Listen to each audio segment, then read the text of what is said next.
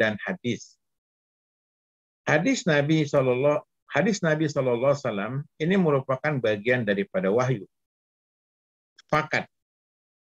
Sepakat umat ini berdasarkan nas yang begitu banyak dan tidak ada yang mengingkari, kecuali pada abad yang kedua. Di negeri kita ada beberapa tokoh ya yang mereka menyusun beberapa buku. Di antara buku yang mereka susun adalah hadis-hadis palsu dalam Sahih Bukhari.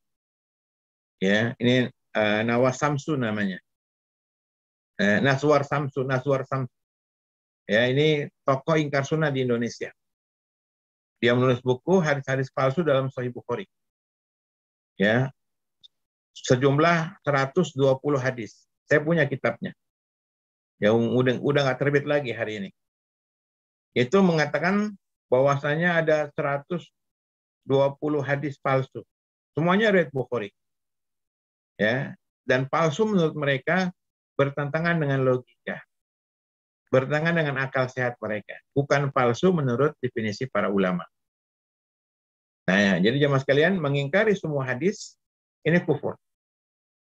Dan dulu mereka mempunyai situs di internet dengan nama www.pengajiankantor.com. Jadi orang-orang kantor yang nggak sempat hadir di majelis taklim, mereka belajar lewat online, lewat internet.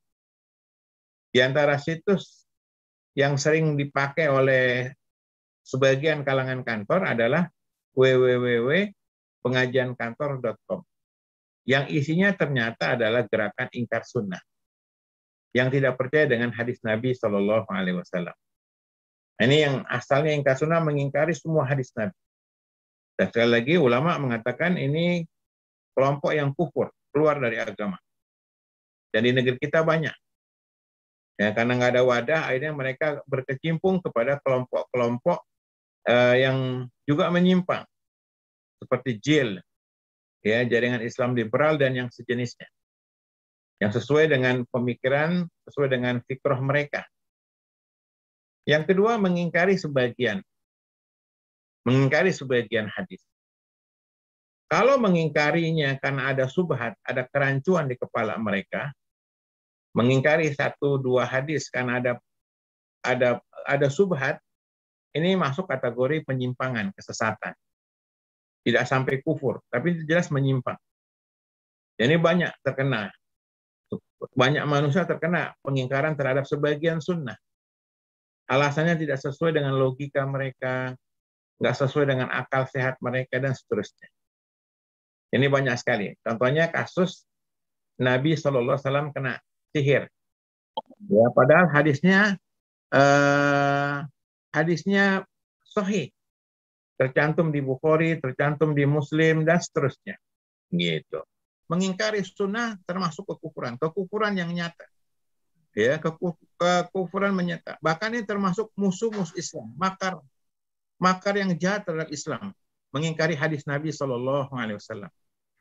Dan ini mereka sudah terprogram, baik di kalangan masyarakat awam maupun masyarakat kampus. Ya, awam kampung maupun awam kampus ini sudah tersusupi pemahaman ingkar sunnah.